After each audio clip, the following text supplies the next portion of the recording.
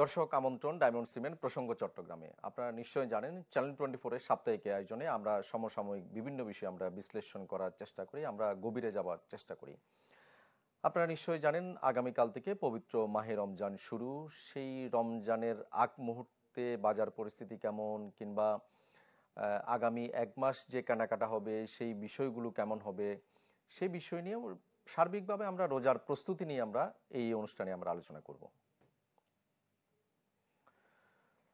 দর্শক, আমরা শুরুতেই একটা প্রতিবেদন দেখে আসতে চাই, যেই প্রতিবেদনে আমাদের সহকর্মী তুলে ধরেছেন রোজার আগের দিনও বাজার পরিস্থিতি কেন অস্থির, বা হঠাৎ করে কয়েকটা পণ্যের কেন দাম বেড়ে গেল, সেসব বিষয় নিয়ে আমরা আমাদের সহকর্মীর একটি প্রতিবেদন রয়েছে, সেটি একটু দেখে আসতে চাই। দিন পেরুলেই শুরু রমজান, তাই ভিড় চট্টগ্রামের আগ্রাবাদ চৌমুহনী বাজারের মুরগির দোকানে। আর চাহিদা যেহেতু বেশি, তাই কারণ ছাড়াই সব ধরনের মুরগির দামও বেড়ে গেছে কেজিতে 10 থেকে 20 টাকা পর্যন্ত। এখন একটু চাহিদা যত বাড়ছে, 10 টাকা এমনি বাড়িয়ে যাবে, ব্যাপারীরা ফোন করলে 10 টাকা এমনি বাড়ায় দেয়। রমজানের আগের দিনে বাড়তি ভিড় মাছ মাংসের দোকানেও। সেই সুযোগে বিভিন্ন মাছের দাম 20 থেকে 100 টাকা পর্যন্ত বাড়িয়ে দিয়েছেন ব্যবসায়ীরা। খুচরা বিক্রেতাদের দাবি পাইকারিতে দাম বাড়ায় বাধ্য হয়ে বাড়িয়েছেন তারা। গরুর মাংস পাড়া মহল্লায় কম বেশি দামে বিক্রি হলেও বাজারে বিক্রি হচ্ছে আগের দামেই। বাজারের মধ্যে দাম বাড়তি, এখানে দাম বাড়তি 20-50 টাকা কেজি মতো বাড়তে থাকে। ওই জন্য আজকের দিনটা আরো বাড়তি। কেন যে রমজান মাস আসে গেছে। 950 টাকা হাত ছাড়া আর 750 এখন বিক্রি করতে আছে। মৌসুম এবং বাজারে ভালো সরবরাহ থাকায় বেশ কিছুদিন ধরে স্থিতিশীল। সবজির বাজারেও যেন রমজানের আঁচ লেগেছে। কয়েকদিনের ব্যবধানে বেগুনের দাম কেজিতে 20 থেকে 30 টাকা, আর শসার দাম বেড়েছে 10 থেকে 20 টাকা। এমনিতেই বাড়তি লেবুর দাম ঠেকেছে আকাশে। ফুলকপি, বাঁধাকপি, লাউ, মূলা, শিম এসবের দামও কিছুটা বাড়তি। আগে তো মনে করেন লেবু কিছুটা কম ছিল, এখন বাড়তি। শসা হলো 40-50, এরকম 40 টাকা কিনে 50 টাকা বিক্রি। বেগুনের দাম একটু বাড়ছে, সামনের দিকে তো আরো বাড়তে পারে। এখনো বাজার ছাড়া বোতলজাত সয়াবিন তেল, চিকন চালের দাম বাড়তি কেজিতে 4 থেকে 8 টাকা। এসবের বাইরে ছোলা, মসুর ডাল, চিনি, খেজুর সহ শুকনা পণ্যের দাম সপ্তাহখানেক আগের তুলনায় কিছুটা কমতির দিকে। আগের তুলনামূলকভাবে এখন একটু কি নিয়ন্ত্রণ আছে। চিনির দাম একটু কম আছে, 120 টাকা। তারপর ছোলার ডাল টাল এগুলো কম আছে। তেলটাই নিয়ে তেলবাজি চলে, তেলটাই আমরা পাচ্ছি না আর কি। কোম্পানিকে 5 কার্টন বললে কোম্পানি 1 কার্টন দেয়, 1 কার্টনের সাথে আবার যৌতুক দেয়। চিনি গুঁড়া নিতে হবে, সরিষার তেল নিতে হবে। রমজান এলে যেখানে বিশ্বের বিভিন্ন দেশে থাকে মূল্য ছাড়ের ছড়াছড়ি, সেখানে দেশে এ অবস্থায় চরম ক্ষুব্ধ ক্রেতারা। বলছেন পরিবর্তন দরকার এই অসুস্থ মানসিকতার। 10 টাকা লেবু এখন জোড়া বলতেছে 45 টাকা। বেগুন হচ্ছে আপনার 20 টাকা 30 টাকা কেজি ছিল, এখন 50 টাকা থেকে 80 টাকা পর্যন্ত বেগুন আছে। আমরা এখনো রমজানের যে শিক্ষা তাকওয়া এটা অর্জন করতে পারি না। যখনই রমজান আসে অর্থাৎ সুযোগ বুঝি দামটা বাড়ানোর জন্য, কিন্তু এখান দিয়ে আমরা রোজা রাখি আল্লাহকে দেখানোর জন্য, কিন্তু অন্তরে কিন্তু রোজা পালন করা হয় না। ইমদাদুল হক, চ্যানেল 24, চট্টগ্রাম। দর্শক, আমরা প্রতিবেদনে দেখছিলাম রমজানের আগের দিনেই বিভিন্ন পণ্যের দাম বেড়ে গেছে, এবং কোনো কোনো পণ্যের দাম বেড়েছে একেবারেই ঠুনকো অজুহাতে। কেন আসলে প্রতি বছর রমজান আসলেই হঠাৎ করে কেন পণ্যের দাম বাড়ে, বা এবারও কেন বাড়লো, এইসব বিষয় নিয়ে আমরা আর একটু জানতে চাই। আমরা একটু যেতে চাই বাজারে, সেখানকার পরিস্থিতি জানাবেন আমাদের সহকর্মী এমদাদুল হক। এমদাদ, আপনি যেই রিপোর্টটি করেছেন সেই রিপোর্টে আমরা দেখলাম, সেখানে দেখলাম যে অনেকগুলো পণ্যের হঠাৎ করে দাম বেড়ে গেছে। আপনি এই মুহূর্তে বাজারে রয়েছেন, সেখানকার ব্যবসায়ী বা ক্রেতারা কি বলছেন, আসলে হঠাৎ করে কেন এরকম দাম বাড়াতে হলো তাদের?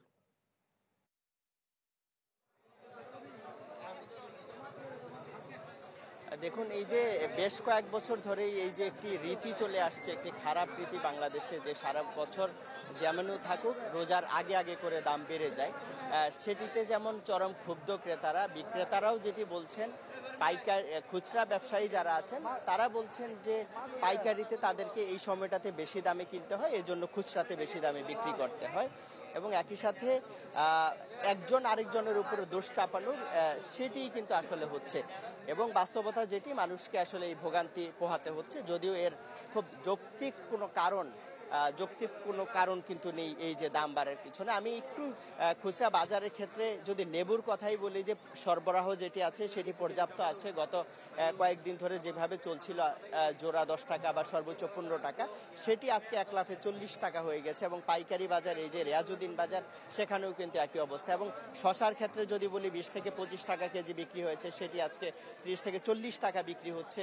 বেগুন, শুধুমাত্র বেগুনিতে ব্যবহার হয় এই কারণেই যেটি 20 টাকা পর্যন্ত কেজি বিক্রি হয়েছে সপ্তাহখানেক আগেও, সেটি আজকে আসলে এই যে 40 থেকে 60-70 টাকা পর্যন্ত আসলে হয়েছে। আমি এটা নিয়ে আসলে ক্রেতারা খুব প্রকাশ করেছেন। আমি একটু দু একজন ক্রেতার সাথে যদি একটু কথা বলতে চাই যারা আসলে বাজারে এসছেন, আমি আপনার কাছে একটু জানতে চাচ্ছি যে এই যে হঠাৎ করে দাম বেড়ে যাওয়া, আপনার আসলে ক্রেতা হিসেবে আসলে আমরা তো সাধারণ পাবলিক, তাই না? এখনো মুদি দোকানে ঢুকি নাই, জানি না কি অবস্থা, কিন্তু এখনো ধরেন আপনার কাঁচা বাজারটা মোটামুটি নিয়ন্ত্রণে আছে, তাও কিন্তু আগের তুলনায় অনেক বেশি বেড়ে গেছে। কিন্তু এখন অন্য অন্য দ্রব্য এত বেশি বাড়তি, আমরা গরিবরা কোথায় যাব? ফলের এত দাম, আমরা ফল খেয়ে তো বাঁচে মানুষ, আমাদের ভিটামিনের দরকার না? তো আমরা তো এটা পাবো না। 300-350 টাকা করে মুসাম্বি, আপেল 300 টাকা করে, আপনারা একদম নিত্য প্রয়োজনীয় যেগুলো, এই যে লেবুর দাম, শসার দাম, হঠাৎ করে বেগুনের দাম, এই বিষয়টা দামটা একদম অতিরিক্ত করে ফেলছে। মনে হইতেছে আমাদের বাংলাদেশের লেবুর আকাল পড়ছে, লেবু একদম আকাশ ছোঁয়া দাম। তারপর শসার দামও বেড়ে গেছে, মানে যেগুলো আমাদের একদম ইফতারির প্রয়োজনীয় জিনিস সব কিছুর দাম বেড়ে গেছে। কেন রে ভাই, আমরা বাংলাদেশে বসবাস করি না? আমাদের আবার সয়াবিন তেলও নাকি নাই, সয়াবিন তেলও নাই, গরুর মাংসের দামও বাড়তি, মুরগির দামও বাড়তি, তাহলে আমরা খাবো কি? এগুলো তো কোটিপতি প্রধানমন্ত্রীর জন্য আসছে, তা আমাদের সাধারণ পাবলিকের জন্য সরকারে কি করতেছে? এই বিষয়টা নজর দেওয়া উচিত নিশ্চয়ই। এই বিষয়টা আসলে দাবি সাধারণ মানুষের সবার, যে আসলে এই যে দাম বৃদ্ধি যেটি হঠাৎ করে, সেটির জন্য না হয়। আমি একটু বিক্রেতার কাছে একটু কথা বলতে চাই। এই যে যেই বেগুনটি আপনারা 2-3 দিন আগেও মাত্র 20 টাকা 30 টাকা বিক্রি করেছেন, আজকে সেটি 40, 50, 60 টাকা বিক্রি করছে, সেটি কেন? বা শসার দামটা হঠাৎ বাড়লো? এখন বর্তমানে সবাই একসাথে বাজার করতেছে, সেজন্য একটু 210 টাকা এদিকে এদিকে হয়েছে, মানে এই জন্য, আর কোনো কিছু না। এখন সবজি অনেক সস্তা আছে অন্য কিছুর থেকে। ধন্যবাদ।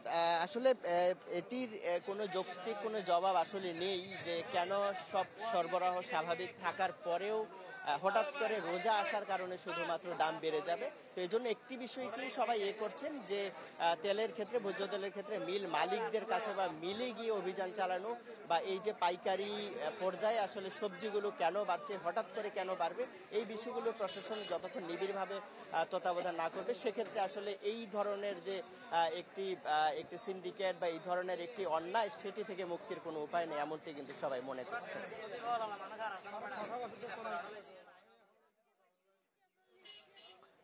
ধন্যবাদ এমদাদ। আমরা জানছিলাম বাজার সেখানে ক্রেতারা বলছিলেন বা বিক্রেতারা বলছিলেন সেই যথারীতি একই অজুহাত, আসলে বাড়তি চাহিদার কারণে বাড়তি দাম।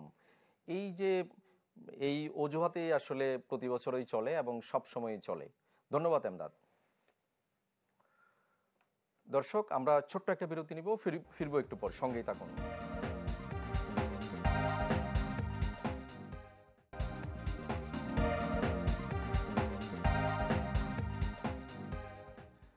দর্শক, আবারও স্বাগত ডায়মন্ড সিমেন্ট প্রসঙ্গ চট্টগ্রামে। আমরা রোজার প্রস্তুতি নিয়ে এই পর্বে আলোচনা করছিলাম।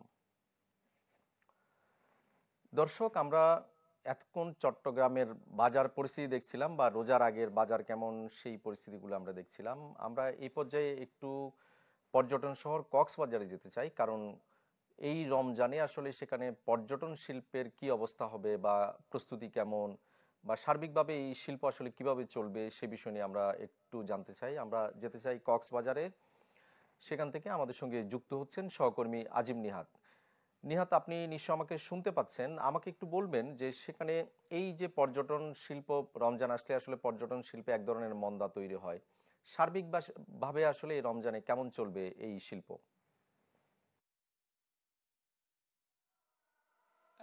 করোনার পরে সবচেয়ে ভালো ব্যবসা হয়েছে কিন্তু চলতি মৌসুমে, এবং পবিত্র রমজান আগামীকাল থেকে শুরু হচ্ছে। এখন থেকেই আমরা কিছুটা ভাটা পড়তে শুরু করেছে পর্যটন। তারপরেও আমরা, আমাদের সাথে আছেন কক্সবাজার হোটেল রিসোর্ট মালিক সমিতির সাধারণ সম্পাদক। আমি সরাসরি তার কাছ থেকেই মূলত জানতে চাইবো এই মুহূর্তে কি অবস্থা, এবং চলতি যে মৌসুমটি গেছে সেখানে আসলে কি ধরনের ব্যবসা তাদের হয়েছে।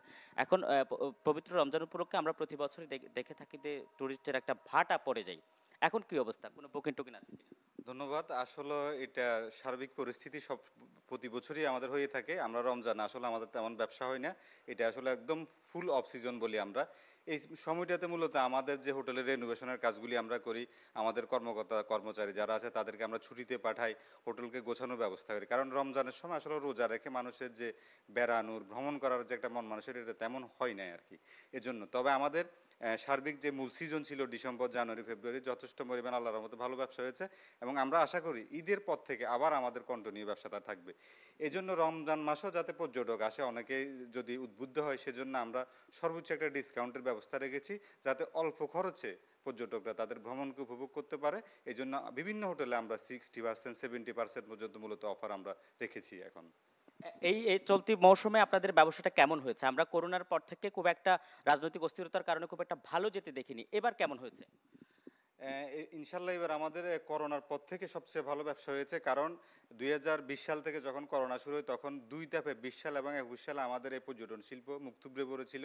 এরপর ধীরে ধীরে ধীরে ধীরে কিছুটা রিকভারি আমরা করেছি, তবে মাঝখানে বিভিন্ন রাজনৈতিক অস্থিরতার কারণে ব্যবসাটা চাঙ্গা হয়ে ওঠেনি। এবারই প্রথম আমাদের যে মূল সিজন ডিসেম্বর থেকে শুরু করে ফেব্রুয়ারি পর্যন্ত আমাদের টানা একটা সুন্দর স্মুথলি ব্যবসা হয়েছে, এবং আমরা যথেষ্ট পর্যটকদের রেসপন্স পেয়েছি। পর্যটকরাও তাদের ভ্রমণকে সুন্দরভাবে উপভোগ করেছে। আচ্ছা, ঈদের পরে পর্যটক টানার জন্য আপনাদের বিশেষ কোনো পরিকল্পনা আছে কিনা? অবশ্যই আমাদের অনেক পরিকল্পনা আছে, তবে এখানে শুধু আমাদের স্টেক হোল্ডারদের পরিকল্পনা থাকলে হবে না। কক্সবাজারকে পর্যটক টানার জন্য সরকারিভাবে অনেক উদ্যোগ নেওয়া দরকার। কারণ হচ্ছে এককভাবে এখানে কিছু করা যাবে না। তবু আমরা চেষ্টা করছি পর্যটক টানার জন্য আমরা বিভিন্ন ধরনের আকর্ষণীয় ডিসকাউন্ট রাখবো। পাশাপাশি এখানে যে বিনোদনের যে ব্যবস্থাগুলি দরকার, এগুলো আরও বাড়ানোর চেষ্টা করতে হবে। আমাদের এখানে সন্ধ্যার পরে যে বিনোদনগুলো দরকার, সেগুলির ব্যবস্থা করতে হবে। এবং আমাদের যে সি বিচ আছে সুন্দর, এটাকে পরিষ্কার পরিচ্ছন্ন রাখতে হবে। সার্বিক বিষয়ে সবাই সম্মিলিতভাবে যদি আমরা চেষ্টা করি, তাহলে পর্যটকের সংখ্যা বাড়বে। এবং আন্তর্জাতিক পর্যটন কেন্দ্র করতে হলে আমাদের অবশ্যই বিদেশি পর্যটকদেরকে কক্সবাজার টানার মতো সব ব্যবস্থা রাখতে হবে। আচ্ছা, এখন কি আপনারা বিদেশি পর্যটক টানার কোনো উদ্যোগ সরকারের পক্ষ থেকে দেখতে পাচ্ছেন? যেহেতু গত কয়েক বছর ধরে এই ধরনের কোনো উদ্যোগ কিন্তু দেখা যায়নি।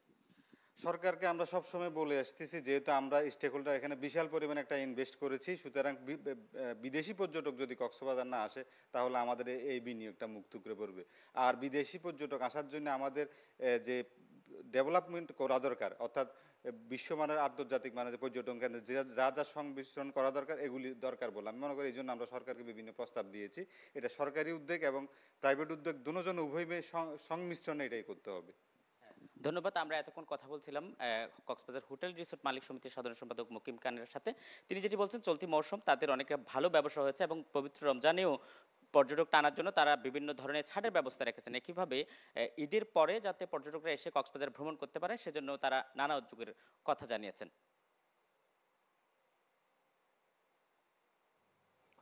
ধন্যবাদ আজিম, নিহাত। আমরা শুনছিলাম পর্যটন শিল্পের প্রস্তুতি বা কি অবস্থা হবে সেসব বিষয় নিয়ে আমাদেরকে জানাচ্ছিলেন কক্সবাজার থেকে সহকর্মী আজিম নিহাত।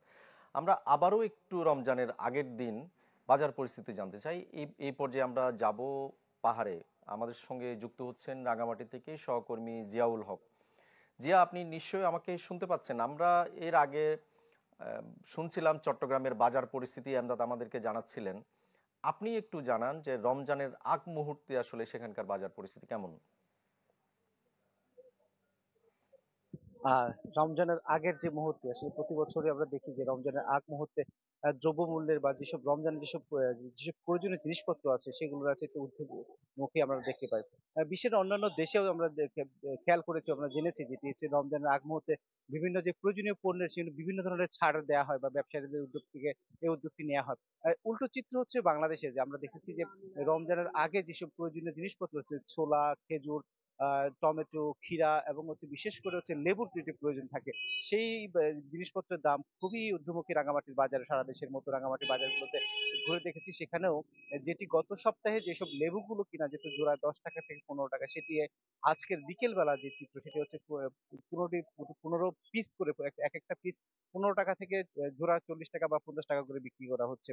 এবং ক্ষীরা যেটি ছিল যে প্রয়োজনীয় যেটি রমজানের জন্য, সেই ক্ষীরা ছিল 20 থেকে 30 টাকা পাওয়া যেত, আজকে সেটি লাফিয়ে একদম 60 টাকা 70 টাকা বিক্রি করা হচ্ছে।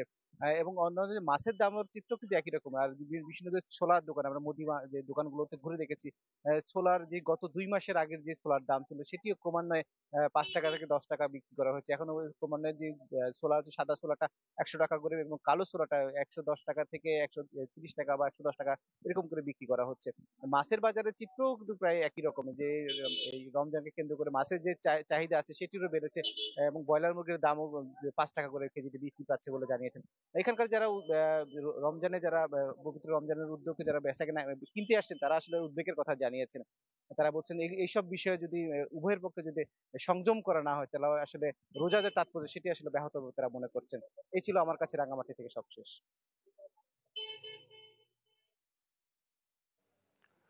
জি, আপনাকে অনেক ধন্যবাদ আমাদেরকে রাঙ্গামাটির বাজার পরিস্থিতি জানানোর জন্য। দর্শক, আমাদেরকে রমজানের আগ মুহূর্তে বাজার পরিস্থিতি জানাচ্ছিলেন রাঙ্গামাটি থেকে সহকর্মী জিয়াউল হক। দর্শক, আমরা আরো একটি বিরতিতে যাব, ফিরবো একটু পর, সঙ্গেই থাকুন।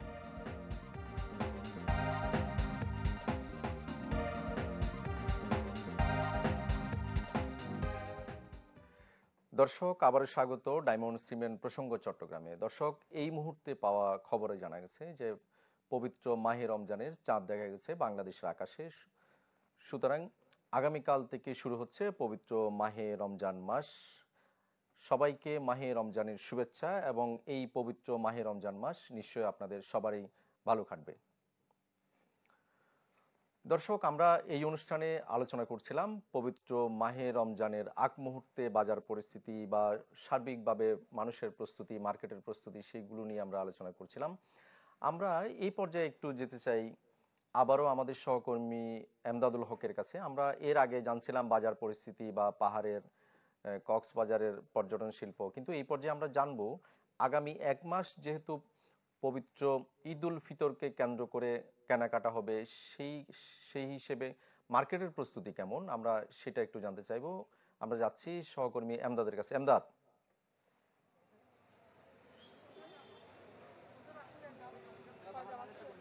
দেখুন, এই যে ঈদ উল ফিতর উপলক্ষে কেনাকাটার যে ইয়ে থাকে, হিড়িক পরে যে আসলে সেটি কিন্তু শবে বরাতের পর থেকেই চট্টগ্রামে বেচা বিক্রি বেড়ে যায় এবং ব্যবসায়ীরাও সেই ধরনের প্রস্তুতি নিয়ে রাখেন। এবং শবে বরাতের পর থেকে শুরু হলেও এই যে রোজা শুরুর যে সময়টা বা রোজার আগে পরে করে তখন কিন্তু ভিড়টি কিন্তু এটি নতুন মাত্রা পায় বলা যায়। এবং নিশ্চয়ই আপনি ক্যামেরার মাধ্যমে দেখছেন, কতটুকু দেখা যাচ্ছে ঠিক জানি না, তবে প্রচুর মানুষ কিন্তু দেখছি। আমরা আছি রিয়াজউদ্দিন বাজারের একটি অংশে। তো সেখানে যে কাপড় সহ অন্যান্য যে দোকানপাট আছে সেখানে কিন্তু মানুষের ভিড় আছে এবং প্রচুর লোকজন, নারী পুরুষ, তারা কিন্তু ভিড় করছেন। এবং আমরা একটু কাপড়ের বাজারের যে চিত্র সেটি যদি দেখাতে চাই, যে লোকজন কিন্তু ভিড় করছেন। এবং সেক্ষেত্রে প্রতি বছর আমরা যেটি দেখি যে একটি ঐতিহ্যই হয়ে গেছে আসলে এই যে ঈদ উল ফিতর উপলক্ষে প্রিয়জনকে আসলে পোশাক উপহার দেয়া বা নিজেদের পরিবারের জন্য অ্যাটলিস্ট সারা বছর যদি কেউ কেনাকাটা নাও করেন, সেক্ষেত্রে এই ঈদের সময়টাতে বা ঈদকে কেন্দ্র করে সেই কেনাকাটা কিন্তু করে থাকেন। তো আমরা সুযোগ থাকলে একটু 2-4 জন ক্রেতা বিক্রেতার সাথে একটু কথা বলবো, যে তাদের একটু কথা জানার চেষ্টা করব, ঈদকে নিয়ে তাদের প্রস্তুতির বিষয়টি একটু জানার চেষ্টা করব। আপনারা দেখছেন যে এই যে দোকানপাট, সেখানে কিন্তু পসরা সাজিয়ে বসেছেন। আমরা তাদের একটু 2-1 জন একটু প্রস্তুতির বিষয় একটু জানতে চাই। যদি এই যে সামনে তো ঈদ উল ফিতর আসছে, সেক্ষেত্রে আসলে আপনারা কি এখানকার সামনে তো রোজা আসছে, তো ঈদ উপলক্ষে আসলে আপনাদের আমরা দেখছি বিভিন্ন কালেকশন আছে, প্রস্তুতি কেমন বা কেমন আশা করছেন আপনারা? আচ্ছা, আমি আপনার সাথে একটু কথা বলি। জি, প্রস্তুতি একটু যদি আপনি একটু বসেন। প্রস্তুতির বিষয়টা যদি আপনার কাছে জানি যে আসলে কেনাকাটা তো শুরু হচ্ছে আসলে কি অবস্থা, আপনারা সারা কেমন পাচ্ছেন আর আপনাদের প্রস্তুতি? আমাদের প্রস্তুতি মোটামুটি ভালো আছে ইনশাল্লাহ, দেখেন আল্লাহর কোনো বাইরেতে কিছু না, আমরা আশা করি বাদ বাকি আল্লাহর উপর নির্ভর।